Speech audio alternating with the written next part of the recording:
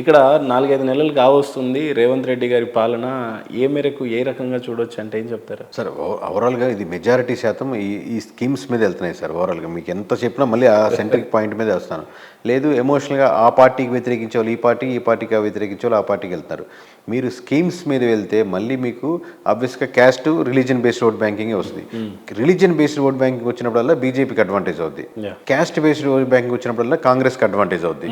దీని మీద ఒక లేయర్ కానీ రేవంత్ రెడ్డి గారు వేయగలుగుతారు అనుకోండి. ఇప్పుడు ప్రతి ఇంటికి డ్రింకింగ్ వాటర్ సప్లై చేశారనుకోండి, ప్రతి ఇంటికి 100% లేవు ఏ విలేజ్లో కూడా. డ్రింకింగ్ వాటర్ అంటే మీరు ఆ ట్యాప్లో పట్టుకొని తాగేటటువంటి వాటర్, సంపులో పడే వాటర్ డ్రింకింగ్ వాటర్ కాదు.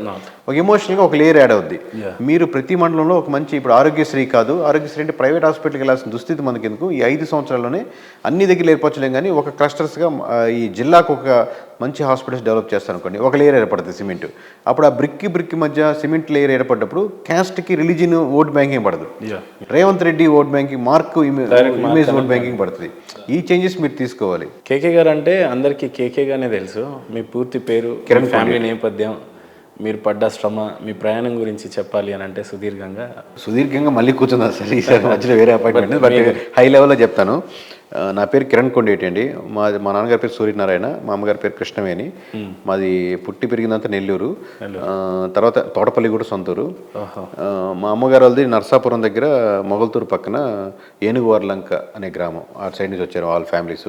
సో అటు సైడ్ గోదావరి బెల్ట్, ఇటు సైడ్ నెల్లూరు బెల్ట్. నేను పుట్టింది యాక్చువల్లీ మా అమ్మగారు ఒంగోలు, మా నాన్నగారు వాళ్ళు కడప నుంచి వచ్చి నెల్లూరులో సెటిల్ అయ్యారు. సో ఇలా మిక్స్డ్ కాంబినేషన్స్ ఉన్నాయి అనుకుంటా. నాకు అది ఒక అడ్వాంటేజ్ అయింది, రకరకాల ఎమోషన్స్ కనెక్ట్ అవ్వడానికి.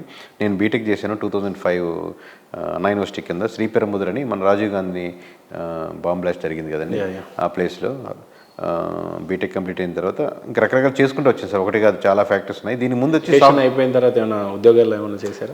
అంటే చాలా చేశాను సార్. వరి కోత మిషన్ చేశాను. మామూలుగా ఇండియా మొత్తం నేను యోగా నేర్చుకున్నాను. నేను హార్వెస్టర్ మిషన్ నడిపా.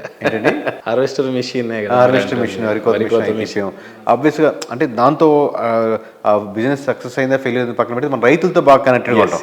కూర్చొని ఇప్పుడు మనం ఏం చేస్తాం, ఆబ్వియస్గా డ్రైవర్ తోలుతూ ఉంటాడు, దాన్ని కట్ చేస్తూ ఉంటాడు. ఇప్పుడు ఏదో ప్రాబ్లం వచ్చినప్పుడు మనం ఉంటాం, కానీ మన పని అంతా అయింది రైతులతో కూర్చుంటే వాళ్ళు ఏదో ఇన్ఫర్మేషన్ చెప్తూ ఉంటారు. సో అదొక అడ్వాంటేజ్ ఉంది. అలాగే ఒక స్విగ్గీ లాంటిది ఒకటి పెట్టాలని నెల్లూరులో రోజు పొద్దున్నే ఎర్లీ మార్నింగ్ కూరగాయల మార్కెట్కి వెళ్ళి అక్కడ ఎంత వస్తున్నాయి ఆ మార్కెట్ అని చెప్పి కిరాణా వాళ్ళతో కలిసి ఓవరాల్గా ఏంటంటే డైరెక్ట్ F2C పెట్టాలి, ఫార్మర్ టు కస్టమర్ కాన్సెప్ట్ పెట్టాలి. డైరెక్ట్ ఈ మధ్యలో మిడిల్ లేయర్లు ఎక్కువ కాకుండా కస్టమర్ డైరెక్ట్గా ఫార్మర్కి వస్తే ఫార్మర్ లాభపడతాడు, కస్టమర్ లాభపడతారు కదా. ఇలాంటి ఒకటి కాన్సెప్ట్ ఏమైనా డిజైన్ చేయాలని అది వర్కౌట్ చేశాను. అది పెద్ద సక్సెస్ కాలేదు అప్పుడు. తర్వాత నేను శివశక్తి దత్త గారిని ఆయన దగ్గర ఒక 2 సంవత్సరాలు చేశాను. మన కీరవాణి గారి ఫాదర్ మూవీ డైరెక్టర్ వాళ్ళు ఒక ప్యాషన్తో 1 or 2 years ఉన్నాయి ఆయన దగ్గర. సో ఇప్పుడు నేను కెమెరా అది ఎన్ని నాకు టెక్నికాలిటీ కొద్దిగా ఎంతో గొప్ప బేసిక్ నేర్చుకుంది. అంటే వెనక్కి దిగి చూసుకుంటే దేవుడు అనిపిస్తే ఆ ఫోర్సు మేబీ ఈ ఏదైతే ప్యాటర్న్కి కావాల్సినటువంటి ఫ్రెండ్స్ ఎవరో చెప్తుంటే విన్నాను.